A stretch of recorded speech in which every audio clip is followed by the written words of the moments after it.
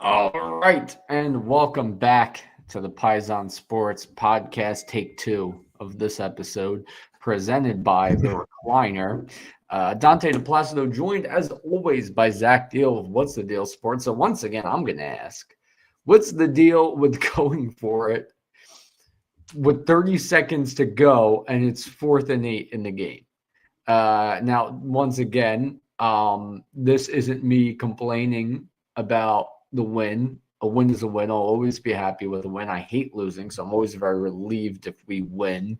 But it is just your fantasy football team want to say the same thing. It was an insane thing to do. Thankfully, they still won. But I mean, what was the deal with that? Yeah, it was a pretty questionable call. I mean, the Eagles, since they've won those past two Super Bowls, the first two in franchise history, what do you think? A couple of the things we already talked about, pass rush and running the ball as two parts of their identity that are on the field, but another category of their identity as well. What do you think has spurred those two Super Bowl victories in the past 8 to 9 years? What is one style of coaching that they've used that has spurred that between Doug Peterson and Nick Sirianni, the only two? I mean, an aggressive. Agree. That's what I'm getting at. That's way too far, though. That's way too far. Yeah, but you're not upset when it works. I mean, what was it? Was it the Giants game last year when Saquon took himself out of the game in Philly, or was it in Philly? I think it was Philly. Whatever the first Giants game was.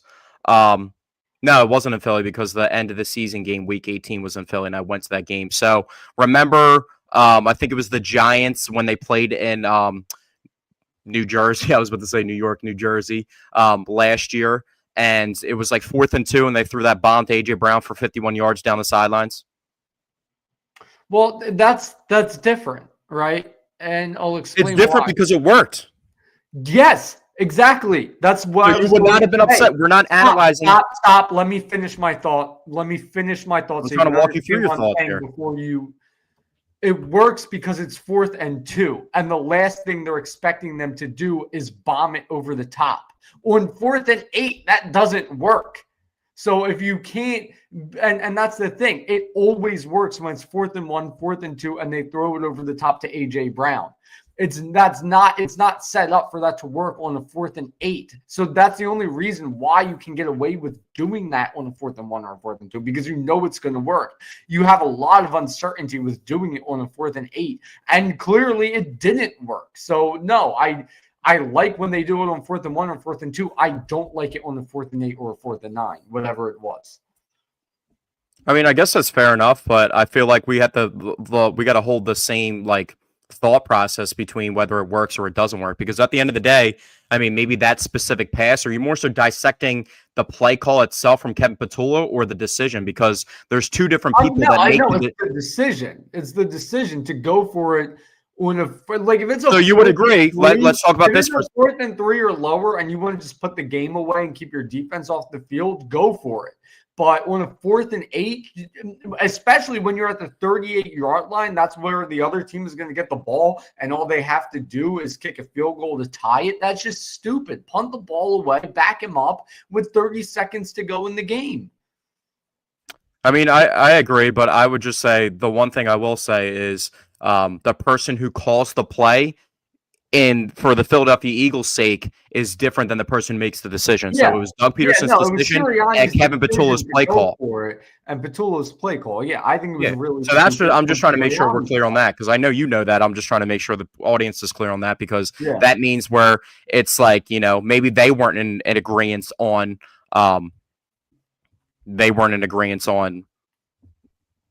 what the play call should have been exactly. You know what I mean? So, I mean, at the end of the day, I like the play call just because I feel like it fits our mindset of what the Eagles are trying to do and the formula of what they try to provide. I mean, they kicked the field goal. Anything can happen. You've seen the explanation from Nick Sirianni himself was actually because he thought the trajectory of the kick would be low, and we kind of know how that story is. Yeah, and he didn't even mention the possibility of punting, which I think is just insane.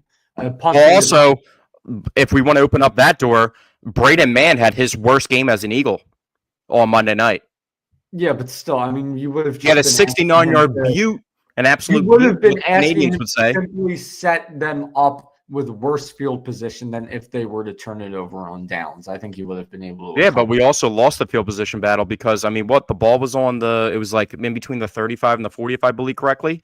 And I think it was on the 36. No, I mean, yeah, exactly. So what I just said. So Braden Mann shanked one earlier from his own 20-yard line to barely the 50-yard line, a 30-yard punt, and then shanked another one. Could we even trust him to coffin corner that in to the spot that we need him to be, or he just kicks it out of the end zone? Well, no. What I'm saying is, even if he shanks it, let's say they punt from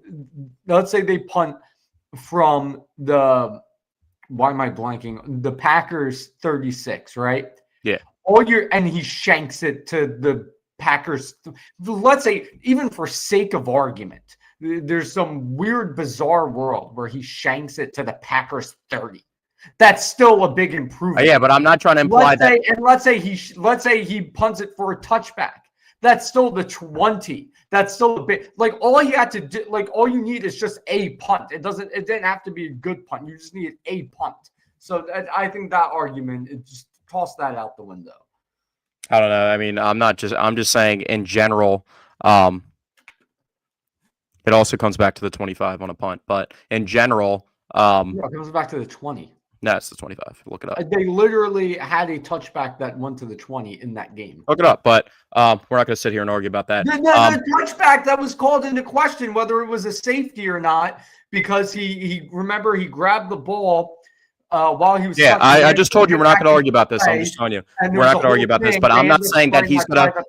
I'm not saying that he's going to shank the punt. I'm just saying I can't trust him in general, and the punt can get blocked. This, that, the other. There's 30 seconds on the clock, bro. I'm not overanalyzing a decision of a guy that's won 23 out of the last 27. Whatever the stat is at this current moment. Okay, hold on, because I preface this by saying I'm not actually complaining. I'm just saying what the hell was going on there, right? I'm not saying, what's up with Sirianni? That was a stupid decision. No, I'm just saying it was an insane decision. All right, I'm not. I hate the conversation. Not shit on Sirianni here.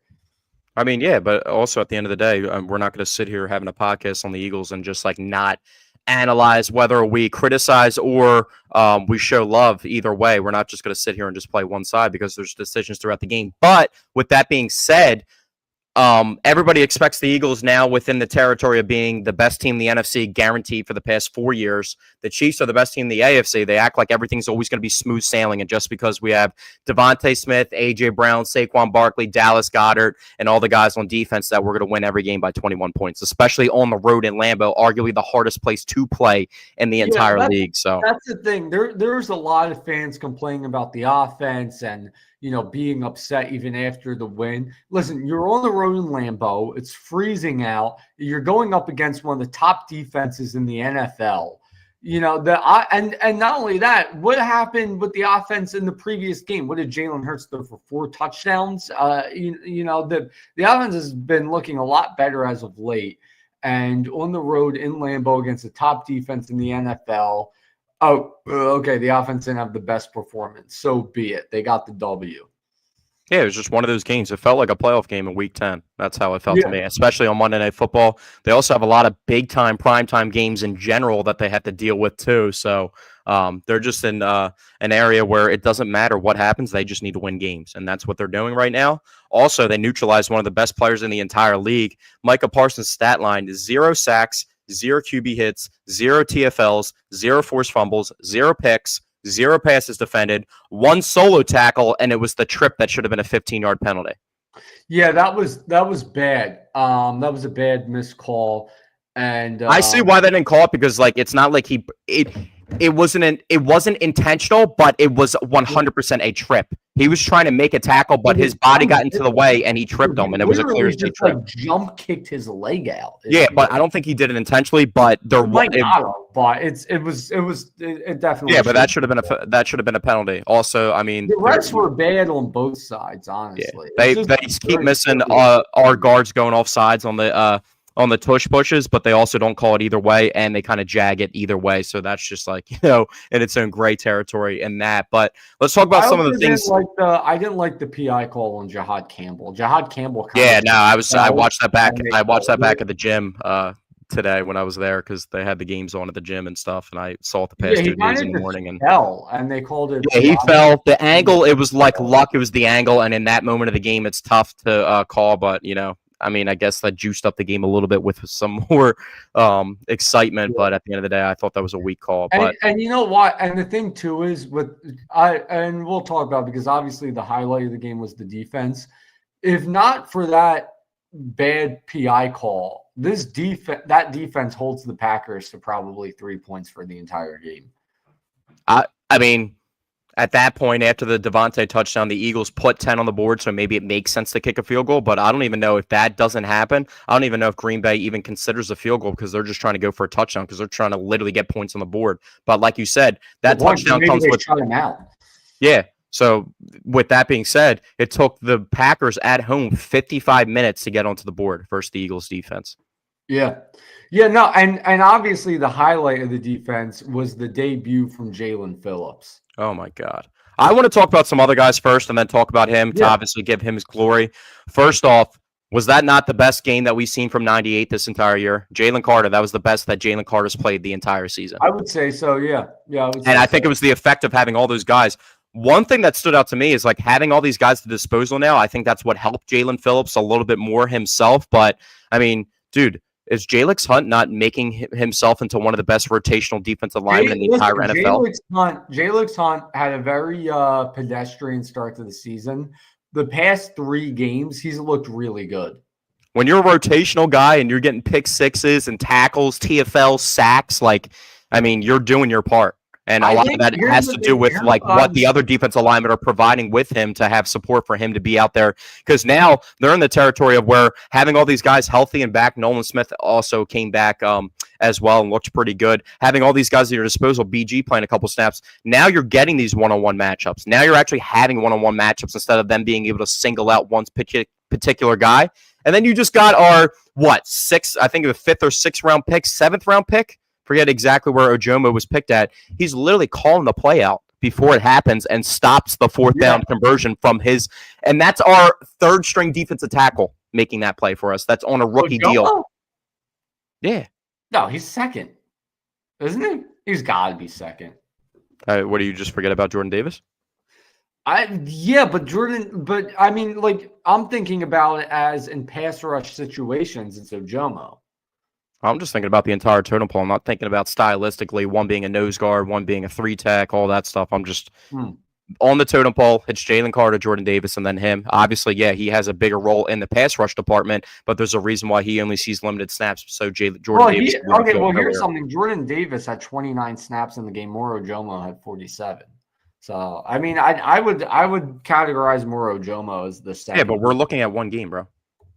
Yeah, I'm sure you would see those sort of numbers for most of the games. But anyway, not to get caught up on who's 2nd string, who's 3rd string. One thing I was thinking about the pass rush, because I think that's some of the best the pass rush has looked all season. It also looked really good. What was it? The 2nd game against the Giants when they had a bunch of sacks? I forget if that was the Giants game or the Vikings game. But it seems like as they add more guys to the pass rush looks better, I think it just boils down to, the strategy the Eagles have always implemented on the D-line, which is have a lot of different guys, rotate guys in and out, keep guys fresh. And because of that, it seems like everyone's performing well. It just seems like, what they try to enter the season with, the strategy of just having Nolan Smith and Jalix Hunt as your 2 pass rushers, versus a rotation of guys. The rotation of guys works a lot better. Guys like Nolan Smith and Jalix Hunt are performing better when they're working into a rotation rather than playing almost every snap. Yeah, they're not straining guys too. I mean, if you look at their snap counts too, Cooper DeJean plays 6 special team snaps, and outside of that, none of their stars are tasked with playing special teams and that in a big role. You know what I mean? So they're staying fresh out there. Their linebackers, the versatility of their linebackers have allowed them to do a lot of these things that we're talking about. Thanks to it's really tough right now. I just saw on Facebook. I just saw on Facebook, Eagles, Nick Sirianni is live with his press conference right now. So if the Eagles fans aren't tuning in to our podcast, that's probably where they're at, getting some Nick Sirianni juice out there. But let's talk about Nick for a second, too.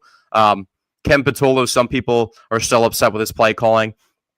First time that I really thought about it this way, but do you think Kevin Patullo's play calling is the reason why Saquon Barkley is having a poor season? Absolutely, because when you're not accompanying the run with the threat to pass, then Saquon isn't really going to have anywhere to run. But it's funny because this is what everybody wanted to see: drop back pass or Jalen Hurts, and there's not too many quarterback design runs besides in specific situational football, and there's not too much juice with Saquon Barkley right now, and he's just really sitting back there and ripping the ball, and this is what people were asking from Jalen Hurts, and they're still winning football games, but people are still complaining too. Yeah, people are always going to find a reason to complain, but yeah, I think the right now they're trying to use the run to open up the pass, but they're overutilizing the run. They're running it too much. I think they should be using the pass to open up the run a bit more, and I think that's a big. It seems like they're allergic to running the ball on second down specifically. They'll they'll get a nice chunk gain on first down. They'll be set to do it, and then they'll try an intermediate pass, which is the worst form of offense that they have, which they've been getting a little bit better than this year. Or throw the ball over the middle of the field. It's like no gain on first down, and then try the run again on second down.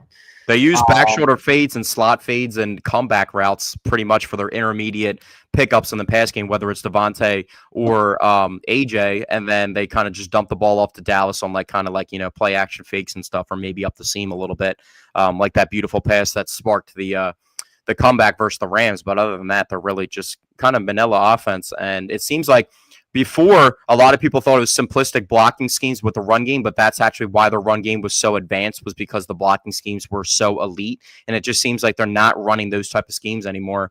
And I'm not sure if it also there's an issue with Brett Toth. I mean, he hasn't been playing the worst, but just that little tick in itself, the down tick from having Cam out there to him, could be the thing. But, I mean, 22 carries for Saquon.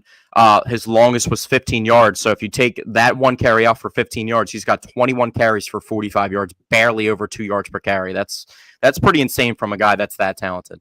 Yeah, and the thing too is when you watch the game, he looked really good, in my opinion. He was making a lot of really nice cuts. Well, he ended up with, if you take it as a whole, he had 4 yards per touch, 3 catches for 41 yards, so he kind of made up for it. So he went over 100 scrimmage yards. It took him 25 touches for 100 scrimmage yards. But at the end of the day, this is Saquon Barkley. If he was getting 25 touches last season, he's producing what? 208, like a Jonathan Taylor-like performance that we saw on early Sunday.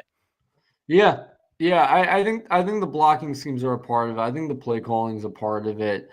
The one thing I don't think Saquon's the issue. I mean, and he even had a really nice run that ended up getting called back because of holding that, and he looked really good on that run. He looked really good on his catch and run, where when he caught the ball, it was a situation where the Eagles really needed that first down. He catches the ball. He's got a guy in front of him before the first down marker, and I yelled at the TV, make him miss, or whatever. I yelled something along those lines, and he hit that nice spin move on him and took it all the way downfield. So, I mean, he's looked really good. He just hasn't really been done any favors. There was the one play where the blocking scheme was really bad and somebody came in free and blew up the play in the backfield. So it's definitely not on Saquon.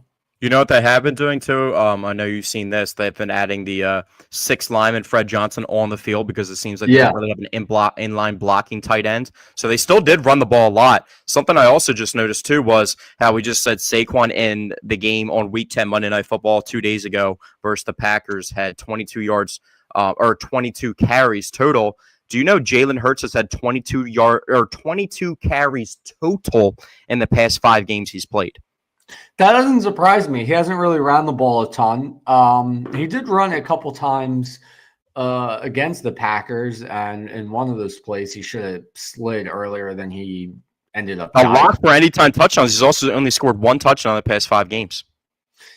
Yeah, on the ground. The other thing I want to point out was how about the handoff to Saquon Barkley at the fullback position. That was Yeah, surprising. I tweeted that I Saquon saw them fullback. line up with Saquon in at fullback. I was like, what are they doing? And then they ran a Well, fullback. they actually they still use Will Shipley. He's a special teams star, so he has to get his tote in that. He actually had more carries than Tank Bigsby, but they try to get Tank involved, which I like because he's a very, very talented runner and he's really fresh. And that was the same role that he was in when he was in Jacksonville, splitting carries between him and Travis Etienne. So I like him in that role. Maybe that's another reason they want to take more wear and tear off Jalen. But at the end of the day, as much as everybody wants to see the Eagles pass the ball, we know one of our biggest threat of our offense is our quarterback making the defense defend all 11 people on the field. Yeah. And the one thing I did also want to talk about, just going back to Jalen Phillips, because we kind of moved on from the pass rush without going back to him. I do want to bring up, and I know you hate hearing these sorts of things, but do you remember what happened the last time we made a deal at the deadline with the Miami Dolphins? You know what you just did? Because you have my mind going one way because you said, I know you hate bringing this up. So what did you think that I thought you were about to bring up? Because I actually brought this up myself the other day, and then everybody was saying the same thing, and it's not like it's my original thought. Everybody that was watching the game probably felt the exact same way, and I just might have been the first person to put it on the internet because I'm always copying and pasting all my stuff on all social media. Were they not playing on a hockey rink in the Lambeau the other day? Slipping and sliding all over the place? Slippery field. It did feel similar to the Brazil game in that way. Yeah, it was crazy. That's what I thought you were going to bring up, though, the Oh, service. no. I'm bringing up how Jalen Phillips, I mean, the last time we made a deal at the deadline with the Miami Dolphins, we brought in Jay Ajayi. He had a very impressive debut. That was against the Cowboys. That was the Unhook the Trailer game. And, I think that's still our most popping Twitter post of all time on our Paisan Sports, which we barely I forgot we're going to be better with. But the reply to that, I think we got like 3K on that or something. But yeah, I thought you were actually going to go a different way. I thought you were going to go the negative route, and we were going to discuss the topic I wanted to discuss with Jair Alexander. Well, Jair, listen, we'll get to him in a quick second, but we still got to shout out Jalen Phillips, right? He had he's an absolute beast. I mean, I think we talked about eight pressures. He had the sack. He had the forced fumble. He had the fumble recovery. He had 6 tackles. I mean, he really was the driving force behind that great defensive performance. And dude, I mean, I love our athletic. Who was really great in that defensive performance. So I also want to shout out, and this is an obvious one, but he really had a very nice game, and that's Quinyon Mitchell. Well, I mean, Quinyon Mitchell's one of the best players at his position in the entire NFL, so it doesn't really surprise me. But Jalen Phillips, I mean, I think the success that he's having this early, I mean, it's his first game with the Eagles. You saw that he was getting emotional because the stage that he's on, he's playing in Lambeau for the first time from being with the Miami Dolphins, never playing there before, and just the realization about being on the Eagles finally. And he said it's arguably the happiest day of his life. They haven't had a absolute mammoth 6'6", 270-pound gigantic defensive end like that in how long? I don't know if we've ever had one like that. Yeah, no, that's a very good point. We had the Trent Coles of the world. Like, I love Trent Cole. Nothing about him, but is Trent Cole 6'6", 270? Not even remotely close. Is Nolan Smith 6'6", 270? Not even in the same area of the ballpark of that. So we have these small, athletic, undersized guys. Jahad Campbell. I mean, we don't ask him to put his hand in the dirt, but he has variations of it. But what was the measurables of? Although, albeit it was past his prime, what was the measurables of Michael Bennett? He's a thicker guy. Yeah, he's a thicker. He was a traditional 6'4", 274. So not quite 6'6". But he was the traditional defense end. The schemes, what I'm getting at is like they've been drafting more so outside linebackers recently, and they haven't had like we haven't had a dude that can put his hand in the dirt and play the run and play the pass like that. And I don't even know how long. And then you throw him next to Jalen Carter, who he towers over Jalen Carter, which is crazy. And he's like this. He's the same height as Jordan Davis. You run those guys out on the same D line. It's pretty frightening. Yeah, and one of the most impressive things to me about Jalen Phillips, because I looked at the snap counts from the game. Now, of course, everyone on the Eagles D line is coming off of a bye week, right? Jalen Phillips not coming off of a bye week. Matter of fact, he doesn't get a bye week, and he led the Eagles pass rushers in snaps for the game with 53, accounting for 78% of the snaps. A guy not coming off a bye week when the rest of the guys are. He led the charge with snaps. He didn't, so it just very impressive that he was just out there for almost every play and put on that performance. 26 years old. I mean, the sky's the limit. I mean, it seems like this is like when you see a guy perform like this is why this dude got drafted 18th overall in the NFL draft, because he's this good. So and it really is apparent to me that he was only struggling for a bit because of the injuries he was dealing with. And, when we trade for him, I did some digging, and from what a lot of Dolphins fans were saying, he was starting to look better and better each week since coming back from the injury. He was starting to return to his former self because he did really perform before he got hurt. And I think it was 2023. He had a lot of sacks in a few amount of games. I think he had more sacks than games played or something crazy like that before he got hurt. And a lot of people were saying he was starting to return to his former self. And Sunday night, Monday night, he really looked like the guy they made him out to be. So yeah, and just for a reference back to what we just argued about a couple minutes ago, on the season, Moro Ojomo has played 65% of the defensive snaps, and Jordan Davis has played 61. So it's pretty much the same. Yeah, it's pretty close. Pretty close. They're pretty much. So let's talk about Jair, though, a.k.a. Frank Gore, a.k.a.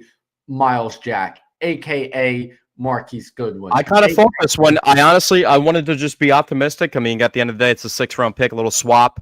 He's a phenomenally talented player when he's locked in, but he hasn't been locked in a very long time. And I was just trying to be optimistic. I thought we might see him out there in Green Bay, but I knew he was still dealing with the injury. And obviously, I grew up a little bit of a Ravens fan. I mean, it's fading by the day, obviously now, but I still pay attention to the Ravens a little bit. And this was the same stuff that they were all saying when he was in Baltimore before.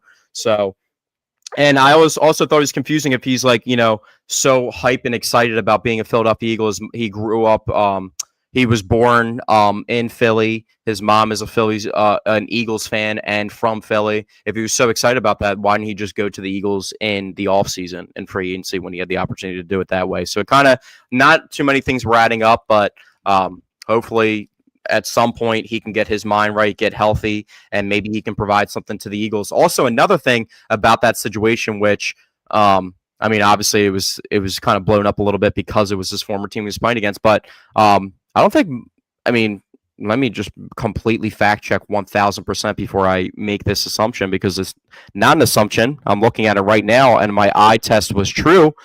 Michael Carter also only played one defensive snap the entire game. He played, I saw that in the snap. I was playing special teams, so they traded for 2 guys, and Adoree Jackson, I'm still seeing number 8 out on the field.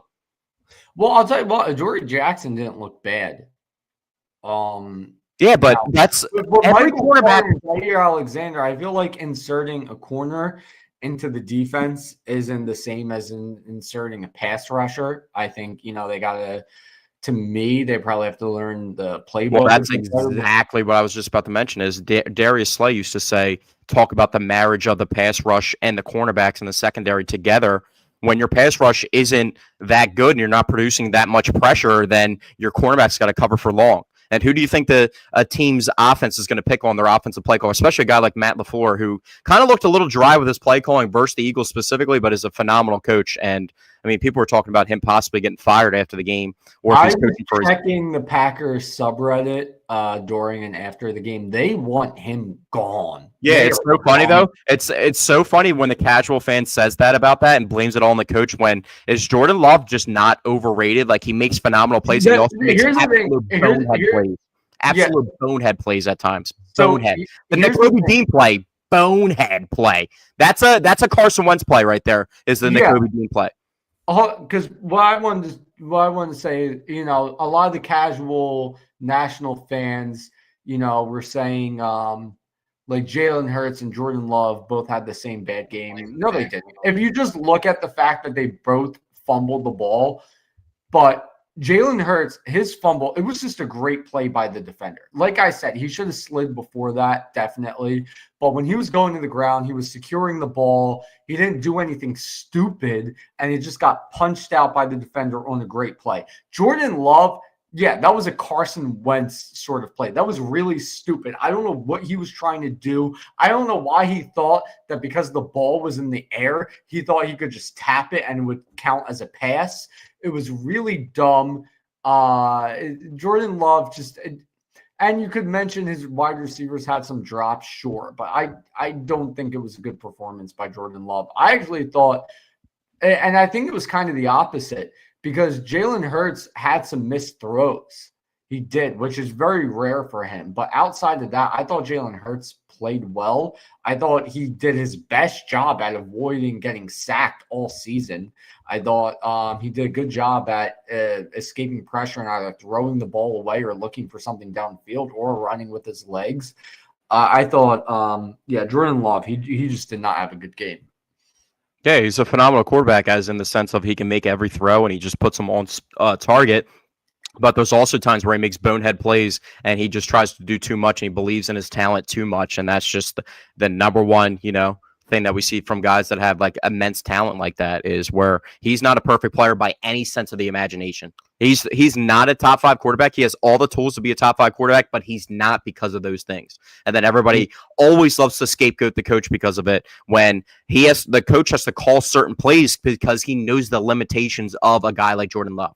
So I'm not trying to act like Matt LaFleur is not in the wrong at all. I mean, you're definitely in the wrong when Josh Jacobs even said it after the game. Josh Jacobs said he heard Moro Ojomo. He didn't say Moro himself, but he heard them calling up the play, and he didn't want to run to that specific hole because he knew the defense knew where he was going. So he bounced the ball outside, fumbles the ball, and completely changes the play call, and that might be a fault to him, but also there was nothing there. I mean, the defense sniffed it out from the first second. Up regardless, and that is on Matt LaFleur for having such predictable play calling. That actually is the one thing. Well, that's also what Josh Jacobs said too. They called it 4 times earlier in the game, so that was the 4th time that they called it. And not only that, they've called it. Somebody on TikTok showed that they've called it many times this season. So, if Moro Ojomo's in the film room watching film, he's going to see that play coming for sure.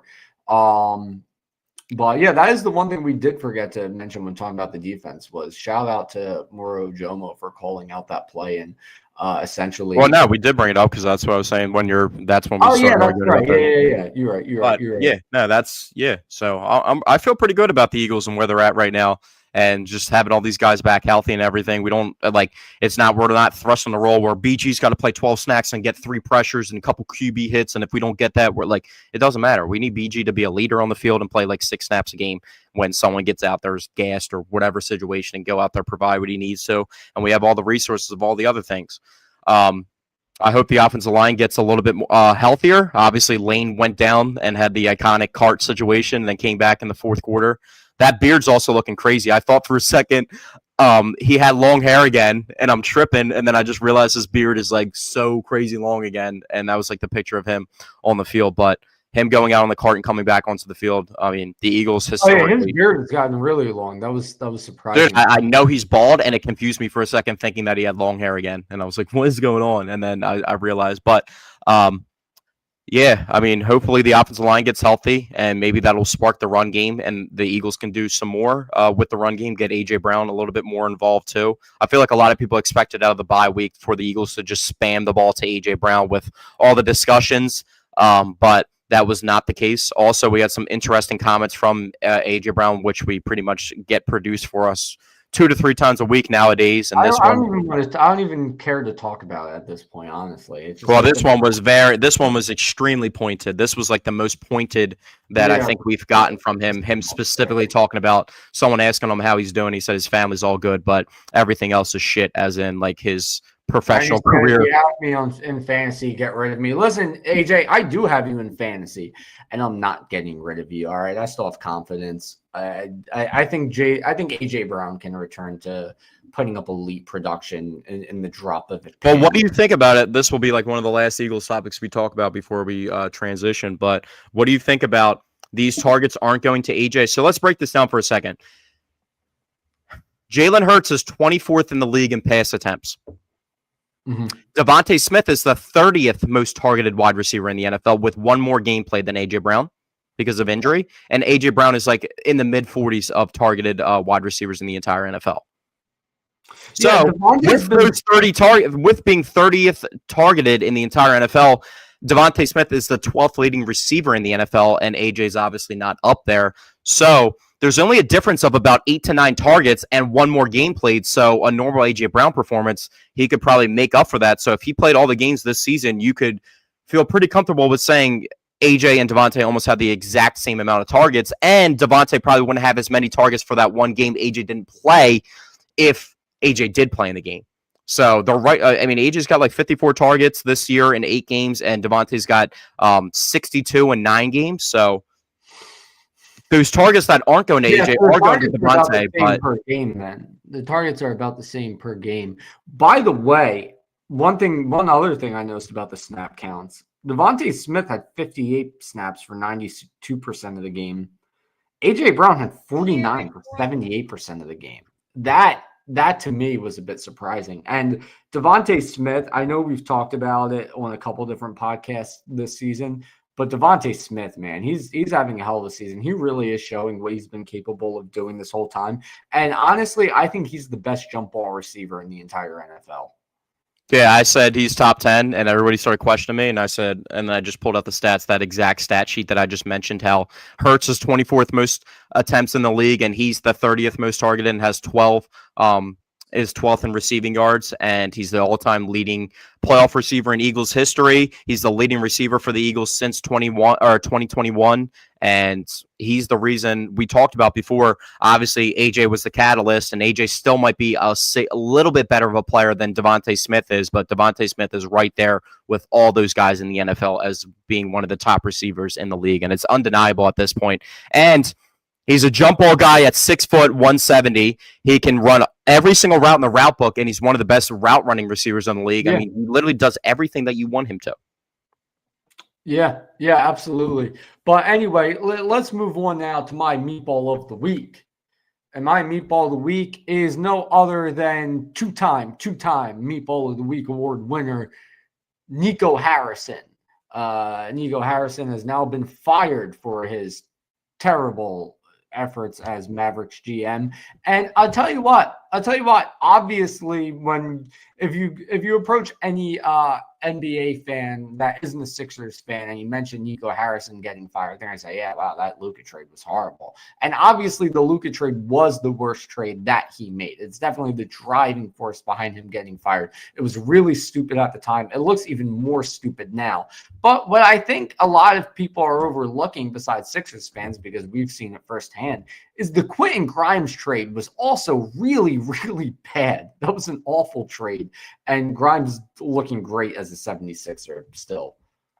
Yeah, that is very true. I didn't even think about that too. I saw an interesting perspective, but I wanted to give my take on it. But let me lay out the perspective first. I saw somebody online say, I feel like it was a little premature for Nico Harrison. He made the trade, but he hasn't been able to see it come to fruition, as in seeing Cooper Flag on the court with Kyrie Irving, Anthony Davis, and all those moves together. They've had some of their best players hurt for the beginning of the season. But with that being said, he's the reason why Anthony Davis is on the roster, not being able to play and being injured, which we know that's literally Anthony Davis's bread and butter, is being injured, is because he traded Luka Doncic for Anthony Davis. And the Luka numbers are just absurd. Have you seen what Luka's doing this year? Yeah. He's averaging 37 points per game, 9 rebounds, 9 assists. It's ridiculous. 37, 9, and 9 is makes at Jokic 37 points per game. It's absolutely that makes Jokic look like he's doing nothing out there, and Jokic is averaging a I triple agree double. with that. Yeah, I agree with that. If not for, and the thing too is, if not for Luka, this Lakers team would be viewed as the worst team in the league without LeBron at the moment. But he's been carrying. I don't even think they have a good record right now, but he's been carrying them. Who, the Lakers? Yeah. No, they have a really good record. They're 4th in the West. Oh, really? I don't know why I thought they had a bad record. Austin Reeves is going parabolic too. Austin Reeves. Yeah. Do you know Luka You know, the Lakers have the highest offensive rating in the history of the NBA with Luke and Austin Reeves on the court together. That makes sense. I It's like bet their 126.8 or rating something is like crazy. that. Yeah, the Lakers are 8. The Lakers are 8-3 with LeBron not even stepping on the court yet. Nuggets are eight I and think I'm two. getting confused with Spurs the 8-2. Thunder 11-1, and the Thunder have been banged up all year too, and they're still 11-1. They're crazy Yeah. good. They smacked the Warriors last night without pretty much everybody besides Chet and SGA, which was Yeah, pretty crazy. I had Warriors money line in a parlay last night. So. But before we transition into like full Sixers talk, just casual NBA talk, this does have to do with the Sixers and the Mavs we just brought up. Cooper Flagg has actually taken over the reins of the favorite for Rookie of the Year because VJ's kind of had a little bit of a down November so far. I mean, we're obviously, 11 games into the season, but VJ Edgecombe has had a little bit down, a little bit of a rookie slump that he's going through. So that'll be something to keep an eye on. But yeah, and that'll happen with the rookies. You know, he's shown a lot of great flashes. He's going to be good. He's going to be great.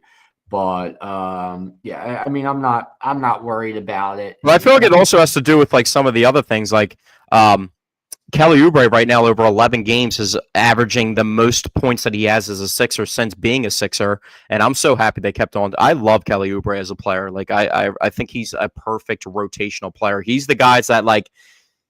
I can't put him in the Derek White category, but he's like that, just like rotational, like six guy that like ends the game on the court with you as a starter pretty much, but he's not. And he plays a role, plays on ball defender in the playoffs the past couple of years for the Sixers when they needed him to. Probably won't ask him to do that now because they have VJ, who's just actually the prototype of a defender, but Kelly Oubre's been doing it. He can rebound a little bit with his size. He's averaging 5.5 rebounds this year. He's shooting 35.5% from three, which is very good for him. And he's just a really solid player. I mean, this is the highest 3-point average he's had literally since he was on the Suns in 2019, 2020, which is pretty crazy. So, but I'm very happy with the contributions to Kelly Oubre, who's actually, when you consider like the stat wise, he's played all 11 games. He's the second leading scorer behind Tyrese Maxey if you don't consider Joel Embiid, who's only played 6 games. And then you have Quentin Grimes doing his thing as well. I mean, hits the crazy shot last night before the half for just an absolute heave. Yeah. And Quentin Grimes is a beast. Who's Quentin Grimes' agent? How's his agent allowing him to get paid $8.7 million per year for what he does? And not only that, after waiting the entire offseason to sign a contract, which is kind of funny. That's also like Andre Drummond still gets 10 boards a game too. Like, why is he not making $10 million a year? Here's the thing. I was looking at stats this morning. Here's what surprised me about Drummond. Drummond is averaging more minutes per game this season than he did when we had him a few years ago before we put him in that trade for James Harden. Which it because felt like we were riding prime Joel, and we just weren't seeing it. Where now is like the pressure's taken off. We know Joel's a Hall of Famer. We know he's one of the greatest centers to ever play, but he doesn't have to go out there and get 35 and play 40 minutes and be bouncing all over the floor every night, or even play every night. That's just what it has come to, which is a good thing for the Sixers. But no, Drummond still looks really good. He's still so much younger than you would think, too. He's one of those players where kind of like the opposite of Aaron Judge, where you're like, wow, Judge is a lot older than I thought. No, Drummond is only 32 years old. It feels like he's 36 at this point in. Yeah, and I just did the math off my hand because he was drafted in 2012, and I heard it last night. And I had to confirm it. And actually, sorry, not to cut you off, but funny enough, while I'm mentioning it, just as a reference point, it's kind of funny. Aaron Judge is older than Andre Drummond, which is it just doesn't feel that way. Dude, Andre Drummond, he's been in the league for 14 years. Isn't that crazy? Yeah, 14 years. He's been in the league a long time, and he's also been out of his prime for a long time. So you just does Where would you rank? Do you think Andre Drummond's the best backup center that they've had on their roster in the Joel Embiid era? Yeah, I've always said this, and I think Dwight Howard. Do you think it's like his role? Because Dwight Howard was good, and Dwight Howard's Andre Drummond is a pretty good all-time player, honestly, for his prototype. But like Dwight Howard's one of the best centers ever to play. Yeah, no, I mean, Dwight Howard in his prime, obviously better than Andre Drummond in his prime, but as a backup center on the Sixers, I haven't seen a better backup center play than Andre Drummond a few years ago, and he still looks really good now. Dwight Howard also looked really good as our backup center. And we've had some duds, man. We've had some serious duds. Kyle O'Quinn, Al Horford, Greg Monroe. Greg Monroe.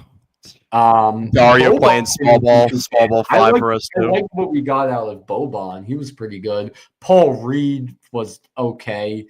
Now the current Piston who we went up against. Yeah, we love bringing up random obscure stats while I'm looking at the Andre Drummond stat line. 2017, 2018, 16 rebounds averaged per game in 78 games, 5 offensive rebounds on average in a game over 78 games.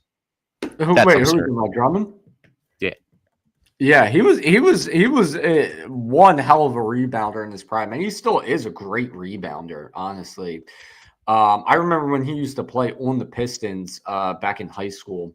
My buddy Derek, you remember the song "Jumpman" by Drake, and I think it was Future when that song was popular. Yeah, my buddy Derek used to go Drummond, Drummond, Drummond, Drummond. So I still think of that sometimes when Drummond's on the court. How many? Do you know Andre Drummond has at least, because it cuts off to a certain point, but I just looked up. You know, he has at least in his career 25 games with over 23 rebounds collected. That's pretty absurd. I didn't know that, but right now, what I'm looking at is he, for 7 straight seasons, he led the league in offensive rebounds per game for 7 straight seasons. That's ridiculous. I don't know if Wilt isn't on here for some obscure reason, but I just looked it up. The most 20 rebound games in a career, and Dennis Rodman's way above the competition with 158. Andre Drummond's second with 91, and then our boy Dwight Howard's third with 82. So a full season's worth of 20 rebound games for Dwight Howard, and then a little bit over that for Andre Drummond, and then almost 2 seasons worth of 20-point rebound games for Dennis Rodman in his career. That's absurd. And while we're talking about rebounds, I think this is a good transition. One thing I want to bring up is the great contributions we've had from just random players, where it was Justin Edwards last night dropping 22 points and 5 of 6 threes.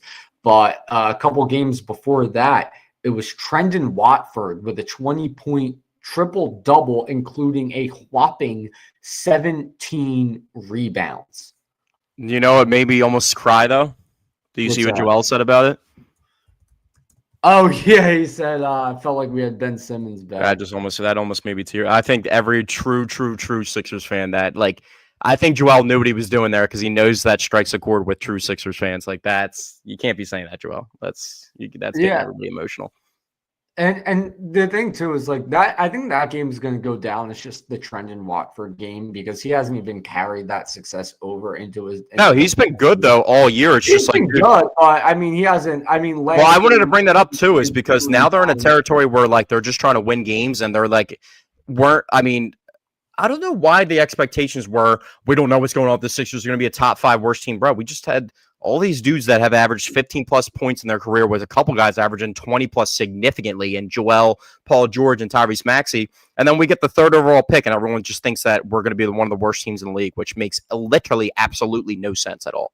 That was the preseason expectations, where the Sixers were going to be ass again, because we have no clue to what to expect from them when we have all this young talent. But where I'm getting at with that is, I feel like Jared McCain, since he's come back from injury, hasn't even really been able to establish himself. He's looked awful. He has 0 points. He'll get it going for sure. But he looks bad so far. Embiid didn't. Embiid looked good when he first got back. So I can't wait to get Paul George back, because I think Jared McCain's a very on-ball guy. Offensively, he can play off-ball too, but it's hard with Tyrese, VJ, Quentin Grimes to find out his role, especially when Justin Edwards is cooking like that. But 15 games in his debut of the season on the 4th, 15 minutes, 0 points versus the Pistons, 11-9, November 9th, 9 minutes, 0 points. And then versus the Celtics last night, 7 minutes, 0 points. He has yet to actually score this season. Yeah, and he's 0 for 5 from the floor, but they'll work him back in. He'll get something going eventually. Quentin Grimes, though, what I want to talk about Quentin Grimes is, of course, he averaged, 20 or 21 points per game last season. And, I figured this season with Maxey coming back and the inclusion of VJ Edgecombe and, Kelly Oubre and all these, and Joel Embiid coming back and all these guys that can score, I thought we would see a significant dip in his points per game production, probably down to 14 or 13 points per game. He's still getting buckets. He's averaging over 17 points per game.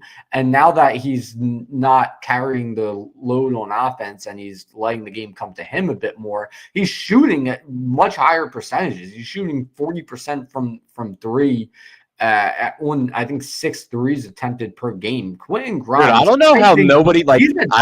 I think he has a chance to win Sixth Man of the Year.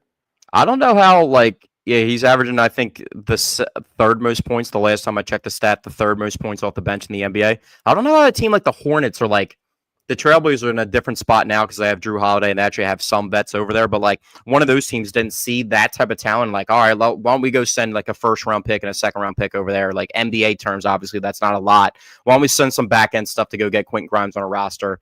That doesn't make sense. He's got crazy bounce low key, which caught me off guard. He's got crazy bounce. When he goes up to finish, bro, he's literally meeting with the rim, doing finger rolls and stuff. I'm like, wow. And then, dude, his shot is really funky, over the head like this, complete over the head follow through. But the way he steps into it with his step backs and stuff, it makes it flow so well. I'm just surprised that he was on the Knicks too, and then got traded off the Knicks and everything when he first started off. And I was just I'm pretty sure him and Emmanuel Quickley were coming off the bench. Who Emmanuel Quickley's averaging a decent amount, I think, for the Raptors now. But I just didn't see how nobody's recognized the talent of Quentin Grimes, and nobody extended a qualifying offer. We had the guys in that tier Cam Thomas and some of the other guys that were restricted free agents like Jonathan Kuminga, and they're all still with their same teams. But in my opinion, besides Jonathan Kuminga, if you compare him to Cam Thomas, he's so much better of a player than Cam Thomas is, and he provides so much more in a winning aspect. And I'm just surprised that no team's actually extended an offer to go beat the Sixers out from $8.7 million. I know he's asking for 2025, but dude, Duncan Robinson was getting paid $20 million with the Heat when he was there to hit 2 threes a game. Quentin Grimes is a significantly better player than him. Oh, yeah, so he should be making that money. He should be making that money. So Quentin Grimes is currently 4th in the Sixth Man of the Year odds at plus 1,600. Ahead of him with 1,300 is Jeremy Grant. Then Ajay Mitchell with plus 750 odds. And then number 1 is Jaime Jaquez at plus 430. Yeah, on the Heat. Do you think those numbers are staggered right now because Jared McCain came back and he's seen as another bench guy? And at the end of the day, Jared McCain might even be more talented than Quentin Grimes, who is what the issue is. Well, let me ask you this. So the second Sixer in the Sixth Man of the Year odds to show up on this list, the second 76er at plus 6,000 odds, who do you think that Sixer is? I know, and just to give you a reference point, I'll give you the other players that are at plus 6,000. You have Keldon Johnson, Alex Caruso, Lonzo Ball, Isaiah Stewart, Bryce. Well, what it would be with the implied mindset of what I just brought up, as in he may not be in the starting role when guys come back from injury. Is it Kelly Oubre? It is not Kelly Oubre. Well, that's what I was thinking, because if Paul George comes back, maybe they start Paul, but Kelly Oubre ends up playing more minutes. Maybe that's the thing, but. Who would be second on the Sixers in those odds right now? Yeah, at plus 6,000, tied with the likes of Keldon Johnson, Alex Caruso, Lonzo Ball. Oh, it's got to be our boy. Look, it's either it's one of the bigs. No, incorrect. It's not Bona or Drummond? It's not Bona or Drummond. Trendon Watford? Nope, not Trendon Watford. Dude, who could I mean, it can't be VJ. He's a solidified starter. I'll give you a hint. It's somebody we were just talking about 5 seconds ago. Jared McCain? It's Jared McCain. Yeah, I just overthought the living shit out of that. I could have said that as the first name. I already took him out of the equation because of what. Yeah, that's why I asked. I didn't think you would get that. Well, yeah, what I told you. I think that what's his name's numbers are down because Jeremy King's back healthy, and he Yeah. is a bench player that is probably one of the best bench players in the league. That's But, why so I just a little answered the worried you question were and gonna then get didn't it. say it That's afterwards. what Like, gave me a little word you were going to get it. Kelly Oubre actually is at plus 10,000 going off of what you're thinking. Maybe he becomes the sixth man. what would you feel like? We're not going to sit here and start crying about Paul George and Joel Embiid, but does that make sense for Paul George to play 20 minutes a game and start the game, and then Kelly finishes the game? Wait, what's the question? Like, does it make sense for Paul George to come back and start, and then Kelly finish the game and keep Kelly fresher and just let Paul George just the initial? I think it depends. I think it's if you need offense late in the game, Kelly Oubre. If you need defense, Paul George. Although Kelly Oubre does play good defense, but he's been the on-ball defender in the playoffs for us for the past since he's gotten here. Yeah, but Kelly Oubre, he really came up clutch. Now, one guy who, because speaking of NBA awards, this is like a double entendre tie-in. I'm also looking at the NBA Clutch Player of the Year award. Now, the first Sixer to pop on this list at plus 1,500 is Tyrese Maxey. Listen, I have so many great things to say about Tyrese Maxey, and this isn't me trying to rag on him. It's just something I'm noticing in recent games. I don't think Tyrese Maxey is all that clutch. In the fourth quarter, he's not been stepping up. He has not been stepping up in the fourth quarter this year. He stepped up in overtime in that one game, but in the fourth quarter, he just hasn't been clutch. He also has had one of the biggest shots in Sixers history too, with that net shot that prolonged the series a couple years ago. So he has it in the tank. But I'm not saying he doesn't have the clutch gene. I'm just saying this season. Well, do you think it's an issue with bro? He's playing. Isn't he playing 41 minutes a game? He's playing 40 and a half minutes a game. He's putting up Allen Iverson numbers in minutes per game. Yeah, and that's obviously. I mean, he's still if he's actually playing normal minutes, like 35, he's probably just averaging like 28, 29, and not the 33. But it's all good. I'm not hating. But do you think he's just tired? Is bro just tired? I mean, it could be that. Because think about how he plays too. It's not like he's just catching, shooting, and he's like Paul George, where he has the handle, but he's not specifically handling the. He's handling the ball every play, hitting step backs and everything all game long. Playing defense as well. I think mileage wise, he's if we look at NBA mileage, he had the highest mileage game in the NBA so far this year. He ran 3 miles in one of the games. Yeah, I can see that.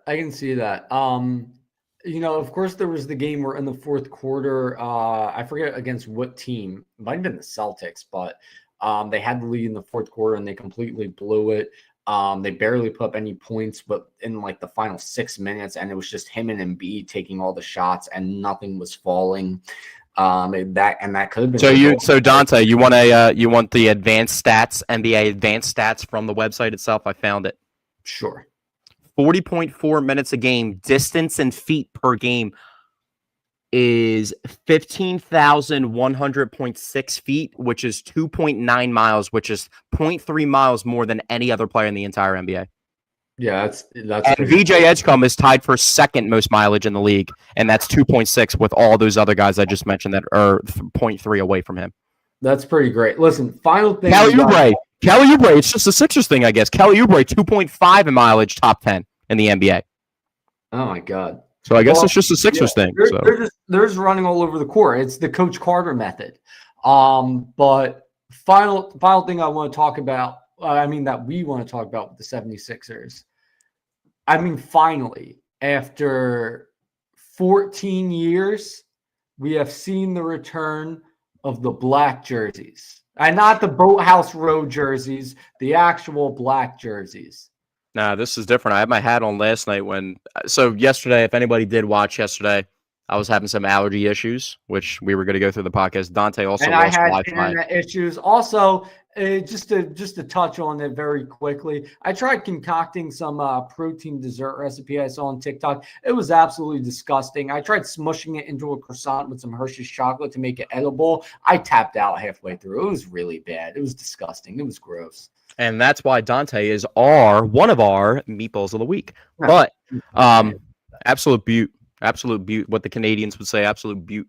Those jerseys. Did you see you saw the bird's eye view picture of Tyrese on the center logo dribbling and like the entire. It's I just didn't see that, but what I have seen, which was a beautiful touch by the 76ers, they put somebody, they set somebody up with like a vintage 2000s camera to record. oh yeah, a little Photos. Polaroid boy or whatever it is. I Like an gave my older best friend. camcorder, and that looked pretty cool. I gave my best friend, thinking about it now, I gave my best friend my black Sixers Allen Iverson jersey back in the day, and he moved to Florida and still has it. So I'm probably gonna get especially because I need a new Sixers jersey. The only jersey I have right now is the Adidas Joel Embiid jersey, and part of the number on the back is ripped. So it's the jersey before it had the red outline behind it. So I need a new jersey. I'm probably gonna get like a Tyrese Maxey black throwback jersey. Also, did you see what was unveiled yesterday? The City Edition jersey this season. no, I actually did not see that at all. The thing Oh, about you me with haven't the seen it. Sixers jerseys is it's tough because I actually got one of the most fire jerseys of all time, and it makes me like hard to like try to find another jersey that would match it. So Joel's first time making the All-Star game, I got the blacked out All-Star jersey with the Sixers logo on it when it dropped the night of the All-Star game. So it's the fully stitched, blacked out All-Star jersey of Joel Embiid, and it's so fire. And That's pretty cool. I I just can't sent like you the City Edition jersey this year. In terms of Sixers City Edition jerseys in the past, it's not up there with the best. I think it's solid. I think it looks decent, but it's not anything to write home about. I do like the stripe along the side. the of gold it. stripe. I mean, that's the Yeah. same, pretty much the same jersey. The font is different on the numbering, which I like compared to the same, Well, pretty much same jerseys they had of that vicinity a couple years ago. I like the font better though. I think it flows a Well, little it's bit the more. same. It's the same font on the lettering as the first two City Edition jerseys. Well, They didn't have. they used to have the rainbow colors going down? Like they had green, like Oh, red, and that's for their Spectrum jerseys. okay. That's what they've done. Last year it was the white Spectrum jerseys. A couple years before it was the blue Spectrum jerseys, which I think were some of their best City Edition jerseys. I was also a big fan of like the 70s looking one that said 76ers in like an old style font. I remember. Let's talk about this real quickly. There's a couple things. So I think the Phillies city editions have grown on me a little bit. How do you feel? Yeah, they've grown on me a bit. They've grown on me a bit. I don't hate them anymore. I kind of like them. I just like how it's like set for a Friday night. We know when you're going to get them. They're so different looking from the other Sixers jersey or the Phillies jerseys, and the Phillies already have the best jersey. Like, I mean, who has better jerseys than the Phillies? Like, as in the entire whole. The gray road jersey is my favorite jersey of the Phillies. I think the gray road jersey is an underrated one. I think the primary home jersey, I think it's nice. I don't think there's anything special about it. Yeah. I've never been a fan of the Sunday afternoon jersey, the cream colored one, but of course the powdered blue is the best in baseball. Dude, I like the cream one. I like the cream one more than I like the regular stock pinstripe jersey. Here's my question to you.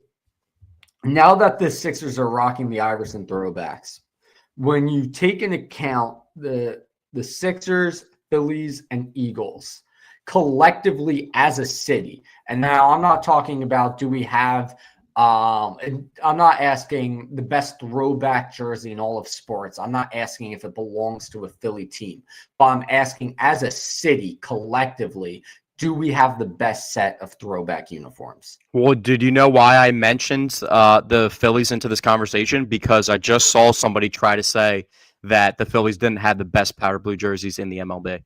Some would say the Cardinals, and I think That's what the Cardinals got in front. The bird is what makes the Cardinals slightly better than the Phillies ones. Slightly better. Yeah. I think the Cardinals one. There's an argument to be made for their powdered blues, but this is what I mean, right? So the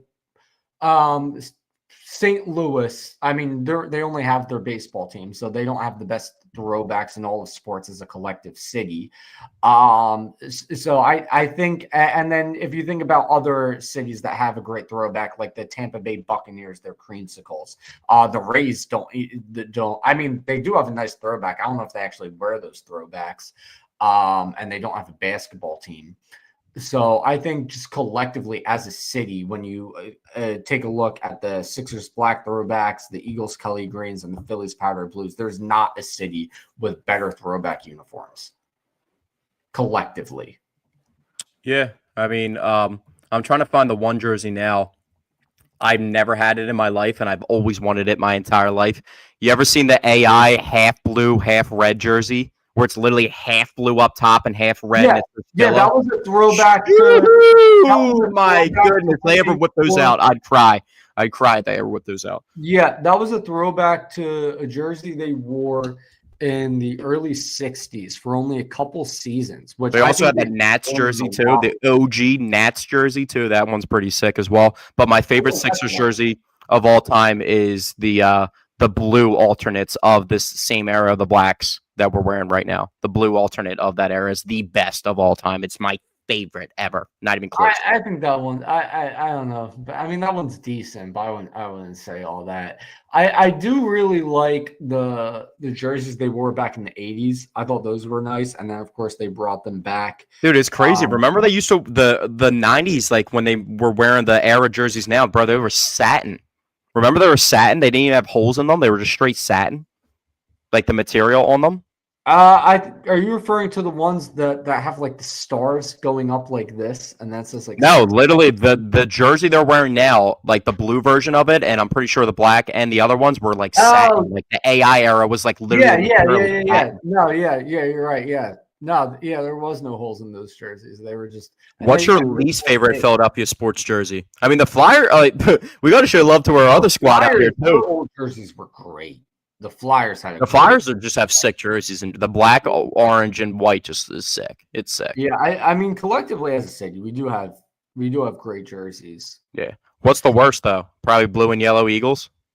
The worst, and this is going to be a hot take, because for some reason the fans seem to love them. They only wore them once. Well, they originally only wore them once back in the 70s, and it ended up being a disaster. The fans hated them, so they never wore them again. But then when they brought them back a few years ago when Andrew McCutchen was on the team, for some reason the fans loved him this time, and they never wore him again. I'm talking about the Phillies full maroon pants, maroon jersey, zip up. Oh, I love them, bro. Jersey. Atrocious. You don't like those? No, I don't like them. They looked. I think maybe it's because like the nostalgia ruins it. Like the newer players wearing it. That's such like an '80s jersey. That's like such a '70s '80s jersey. No, I think my feelings about it are what the fans' feelings were back when they first wore. Yeah, it. but like when Tyreek Hill starts wearing the sleeves, like those loose sleeves, I'm like, bro, stop. But that was literally football in the '80s. So it's like that doesn't look bad because everybody's wearing those jerseys. But I'm saying that maroon jersey looked bad in the 70s. Oh, okay. I mean, I guess it looks bad today. Dude, I would feel like you like. I would feel like I don't like how it's all. I think if it was gray pants and a maroon jersey, I don't think it would look bad. But the all maroon, I think it just looks bad. Your Schmidt jersey's not the maroon one. No, that's white. That's white with maroon. Right. Yeah, I guess so. I don't like wearing. I will never buy a jersey. Like, say the Sixers come out with a new jersey they'd never worn in their history. I would never buy a Allen Iverson version of that jersey. You get what I'm saying? Yeah, I get what you're saying. I do think, but in terms of other worst Philly sports jerseys, obviously the Yellow Jackets throwbacks that the Eagles wore for that one game. Also the jerseys the Sixers wore for a couple of years in the early 90s, with all the stars going up. Dude, you don't like. I like that jersey, bro. I was just about to say that's a sleeper jersey. I like that jersey. I don't like that jersey. Dude, I don't know. The Orlando Magic jerseys back in the 90s were so sick, in my opinion. With those worked. Those Sixers ones didn't, in my opinion. I'm trying to think what else. Oh, the City Edition jerseys the Sixers wore the one year where it was just the gray jersey with the big Liberty Bell on it. Those were bad. I like the Cream City Edition jerseys a lot from a couple years ago. I can't think of a bad. What about the City Edition Skyline, the Philadelphia Skyline City Edition, the black with like the. Oh, you're talking about the Boathouse Row jerseys? Yeah. Yeah, no, I like those actually. A lot of people. Dude, I don't like the Brotherly Love jerseys at all. I didn't hate the Brotherly Love jerseys. It was I kind of like think how we overall, talked. the Sixers have had some good City Edition jerseys. Oh yeah, I'm looking at the gray now, and it's a Ben Simmons one too. So it's Yeah, but the big good. Liberty Bell on it, those were awful. No, I thought you were talking about the one where it's just gray with the stars around the number. I And like that. those. Those were like meant to be like Rocky looking ones. Speaking of Rocky, one quick final topic since this is the Paisan Sports podcast. Currently, I don't know if you know this, but currently in Philly, they're shooting a Rocky movie, but it's not a Rocky movie. It's a movie about Sylvester Stallone creating Rocky. Similar to I don't know. So like is it considered a documentary in a sense? No, it's more of like a biopic. Okay. Essentially. I actually enjoy those types of films more than actual movies itself. I don't really like fiction at all. Like I don't really like anything fiction at all, honestly. Well, the guy playing Stallone, he kind of has Stallone's look. I'm gonna send you it on Instagram right now. He does kind of have he honestly maybe a bit of Stallone mixed with Timothy Chalamet. He doesn't look as like broad as Stallone. He's not heavy. He's like I always get told I got the heavy but he's got the facial features. I always get told I look Italian, but like you can see the Irish because I have like heavy eyebrows, like my dad and my grandfather do, and like he just doesn't have those heavy eyebrows. You know, he's just got like the modern look. That looks like an AI generated of that. I'm not talking smack though. Good for him, but that's what that looks to me. Let's talk about the Phillies before we get out of here real quick. They extended the offer to Kyle Schwarber, so that would, if he accepts, he would get paid 125% of, I think, the top 100 MLB players in the league. So I think the contract comes out to be 1 year, like $22.5 million. We'll see if he accepts. A lot of people think he's actually, a new place I heard Kyle Schwarber potentially going to? Where? The New York Mets. Oh, I'd shoot myself. That would be the end. Would you trade Pete Alonso? Would you trade 28-year-old? Would you trade Pete Alonso, who's around our age, for Kyle Schwarber? As in, like we get Pete Alonso and they get Kyle Schwarber, and that's that. No, I want Schwarbs. I want Schwarbs. You can't have him. You can't have him. Mets. No. Also, Kyle Schwarber in the Mets uniform.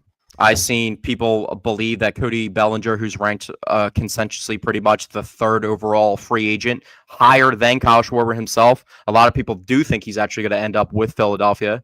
And he also has the ability to play first base as well, so maybe that can make things a little bit interesting. But I was talking about Cody Bellinger should have been on the roster last offseason. I actually said he should have been on the roster over Kyle Tucker because it was more realistic of how to acquire him, just being out there. And I would love for Cody Bellinger to go on to the Phillies, but most likely he'll just go sign with the Dodgers again and get back to MVP form, and they'll three-peat. So that's probably what will happen. Also, I saw Ranger is likely to end up with the Padres. That'd be another tough one. We kind of have a rivalry brewing. Crazy stat, Dante. My cousin is a Padres fan, and we've had him on the podcast, and he talks so much smack to me, which all got recanted when their season ended the way that it did. The Padres have won 5 total playoff series in the history of their organization. That does not surprise me.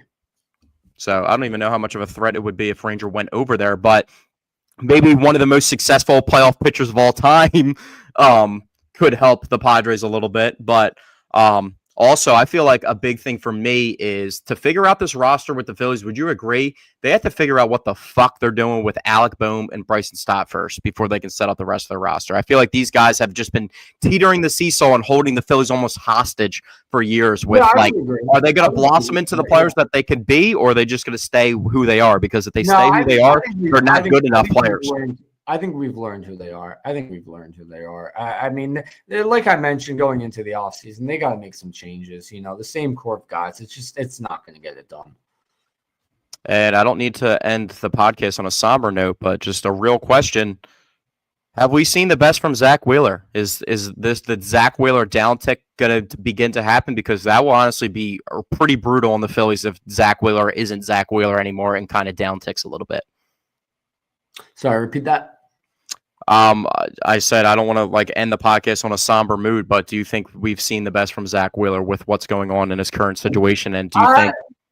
I don't know. That's tough because we really have no idea how much he's being affected by what he's dealing with, and he looked phenomenal on the mound last time we saw him. So I don't know. That's I mean, what's the reference point? I mean, Wemby's like prime. I mean, we talk about a prime athlete. Who's more prime in their athletic prime than Wemby himself? And he's only 21, or 21, 22, wherever he is. He overcame the blood clots, but he's also not in his 30s too. You know what I mean? So that's a different situation. Yeah, but so it's just too tough to say, in my opinion, honestly. I just hope. Also, with that being said, Bryson Stott and Alec Boehm, if one of those guys goes or both of them goes, I hope either at least one of them's gone. I think it's time for Edmundo Sosa to claim one of the 9 spots. No, I don't think so. Listen, he's great as in the role he is. I wouldn't love him as an everyday starter. We've seen him step into the everyday starter. Look at the team that just won the World Series. They're getting. I think he's a much better as a platoon guy that can play. I just watched the Dodgers win the World Series with Tommy Edman winning NLCS MVP in 2024, and then Rojas going ballistic at the end of the series. And Edmundo Sosa is better than both of those players. I mean, that is a fair point, but those are the type of guys you have the Bryson of the world, but you need the other glue guys too. Last Phillies topic. Before we get out of here, I'm actually drawing a blank. I just had it on the tip of my tongue and then just completely forgot it. Sheesh. Who was I going to bring up? Oh, Harrison Bader just wished the Phillies fan base goodbye on Instagram, which was pretty tough. He said this year only had 2 months. 2.5 months to it. He said this year though after the words, so that's a little bit of hope. Bit of hope. I mean, I'm not holding out too much hope. I mean, it's ever since we trade for him and when he was playing great. I mean, I kind of set my expectations that this is just going to be a deadline acquisition and we're not going to see him in a Phillies uniform again. So, I mean, if he ends up staying, I'll be ecstatic, but I'm not expecting much. All right, I lied. I got one more topic because it came into my head. I am starving. So am I. I am too. But Edwin Diaz, he's out there. We already talked about Cody Bellinger being I bring him in. The Dodgers are reportedly interesting. Shocker. But Cody Bellinger has really been the guy that I feel like I've mentioned and other people have too as a realistic top free agent for the Phillies. Could they go get a realistic top bullpen arm or one of those things? Or would you just be screw that, I'll just take Jose back with Johan and we'll run it back from there? Oh, well, no, if you're asking to choose between Johan or Edwin Diaz, no, Johan Duran. No, I'm saying they already have Johan. That's not a thing. Jose Alvarado, Alvarado is a free agent. Jose Alvarado. As in, you already have Johan as one of the best bullpen arms of the past 10 years as the nucleus of your bullpen. Do you go out and try to get a big arm next to him like Edwin Diaz too, or I think offense is definitely a bigger focus. I would not hate another bullpen arm, but offense is the bigger focus. Dude, imagine having 2 righties like that, like Diaz to set up Johan. Dude, that'd be crazy. That'd be crazy. All right, I think they should re-sign JT too. That's my boy. But that'll do it for episode 122 of the Paisan Sports Podcast. Thank you guys for tuning us in. This might have been one of the earliest podcasts we've ever done at noon, so feels good. A little bit different energy out there. Some news coming out as we speak as well. So make sure you guys go check out some of the other episodes as well. We're going to get more active on the social media pages too, so I get a little uptick in the content for you guys and have a big 2026 that we're preparing for. So by the next time we go live on this podcast, not exactly sure when we are, sometime next week. Hopefully the Eagles get to 8-2. And 2 losses is the minimum that every top teams in the league have. So they're in pretty much a race. I think there's 7 2-loss teams in the entire NFL. So that's almost like a fourth of the NFL is a 2-loss team currently, or was going into last season or last week. So that's interesting. Maybe we'll have some Phillies free agent news. The Phillies signed Brian De La Cruz. Remember we were talking about him before on Miami. I think he was on the Braves as well. He's played for almost every NL East team, and he's a guy that has a little bit of pop to his bat, and it was a cheap guy we talked about maybe at the deadline. They signed him to a contract the other day. So he's on the roster now. Yeah. So they have a decently talented outfielder that they could get into the mix. And we haven't even brought up – when was the last time we brought up Andrew Painter? or Aiden Miller Well, I was actually or about to, Justin I was actually Crawford. about to bring him up. You cut me off earlier, but it is what it is. Yeah, no. Hopefully, we will see Andrew Painter in the starting rotation this upcoming season if we end up losing Ranger or somebody else, or Wheeler can't come back. It's not hopefully. I mean, dude, he was supposed to be up at the thing, and he was just recovering from the injury and not looking exactly the same. He should be on the opening day roster with. And that's what I'm saying. That's to why I'm begin saying this season. hopefully. That's why I'm saying hopefully. And then the 100 innings pitch thing might not even be a thing because the injury's so dated now that it's like that might not even be the threshold for him anymore. One thing I will be salty about, they don't resign JT, then the Eduardo Tate move looks a little bit worse than it was. You know what I mean? So, but at the end of the day, Johan Duran. So, Yeah. And we'll also get to talk about the Sixers and what they do in the next week. They'll have a couple games, and they're at 7-4 right now, jockeying for a top 4 spot in the East right now. So we'll have all that for you guys next week. But thank you guys for tuning in to episode 122 of the Paisan Sports Podcast. We'll see you guys next week.